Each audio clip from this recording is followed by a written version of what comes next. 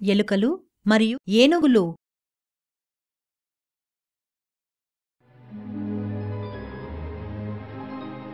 ఒకానొకప్పుడు ఒక దట్టమైన అరణ్యంలో ఒక అందమైన కొలనుంది. కొలను పక్కన ఒక పెద్ద చెట్టుంది. ఆ చెట్టు అడుగున ఉన్న బొరియల్లో ఒక ఎలుకల గుంపు నివసిస్తూ ఉండేది. ఒక రోజున ఒక ఏనుగుల గుంపు ఆ కొలను దగ్గరికి వచ్చాయి. అవి ఎంతో ఉదాసీనంతో ఉన్నాయి. అవి అక్కడున్న ఎలుకల ఇళ్లనన్నీ నాశనం చేశాయి. అనేక ఎలుకలకి గాయాలు కూడా అయ్యాయి.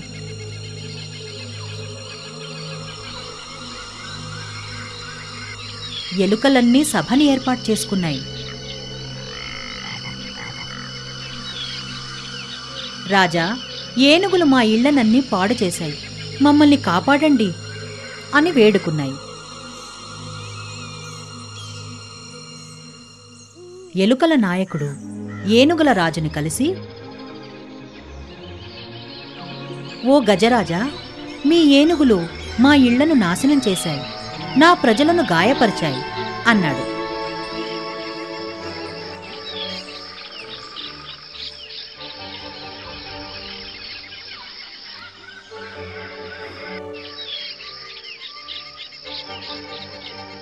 దయగల గజరాజు, నన్ను క్షమించు, మేము మీ చెట్టు దగ్గరికి ఇంకెప్పటికీ రామని మాట ఇస్తున్నా అని అన్నాడు.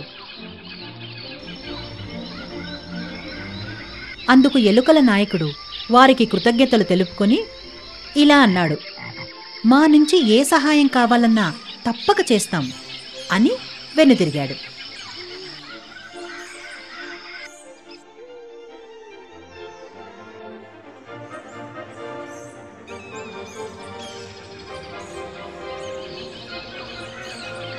విషయాన్ని తెలుసుకున్న ఎలుకలు తమ నాయకుడు నిండు నూరేళ్లు చల్లగా ఉండాలి, దయామయుడైన గజరాజు కూడా 100 ఏళ్లు వర్ధిల్లాలి అని అన్నాయి.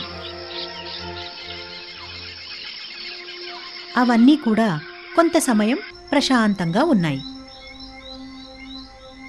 ఒకరోజు వేటగాళ్లు కొందరు ఆ అడవికి వచ్చారు.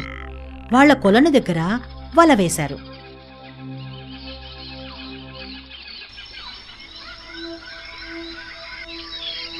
అందులో ఏనుగుల రాజు చిక్కుకున్నాడు. అప్పుడు అతను ఎలుకల నాయకుడిని, అతను చెప్పిన మాటలను గుర్తుకు తెచ్చుకున్నాడు. అతను ఓ ఏనుగుని పిలిచి మూషికరాజు దగ్గరికి వెళ్లి తమకు సహాయం చెయ్యవలసిందిగా అర్థించమన్నాడు.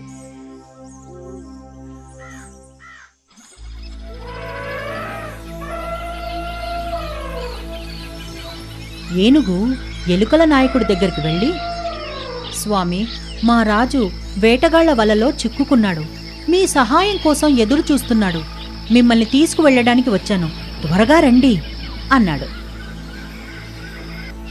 ఈ వార్త విన్న ఎలుకల నాయకుడు తక్షణం మిగతా ఎలుకలని తీసుకుని తమ స్నేహితుడికి సహాయం చెయ్యడానికి వల ఉన్న వైపుకి వెళ్లారు.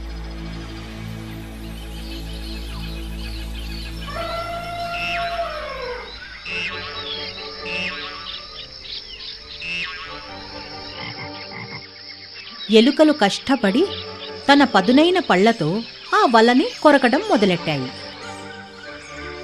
కొద్ది సమయంలోనే వలని కత్తిరించి గజరాజుని అందులోంచి విడిపించారు.